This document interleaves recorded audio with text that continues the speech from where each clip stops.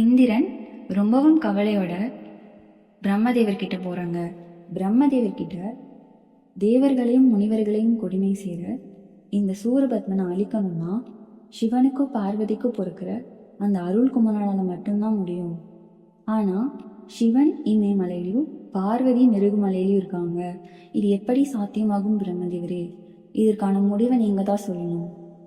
பிரம்மதேவருக்கு என்ன செய்வதுன்னு தெரியல. பிரம்மதேவரும் இந்திரனும் காக்கும் கடவுளான மகாவிஷ்ணு கிட்ட போகிறாங்க. விஷ்ணு பகவான் ஒரு யோசனை சொல்கிறாரு. மன்மதனையும் ரதியும் வர வைத்து மன்மதனை தவம் செய்யும் சிவன் மீது காதலம்பை எய்து பார்வதியின் ஞாபகத்தை வர வைக்கலாம். அப்போதாவது அந்த சிவன் பார்வதியை பார்க்க போவாங்க.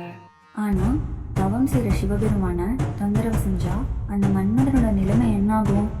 சிவன் அவனை என்ன செய்வாரு?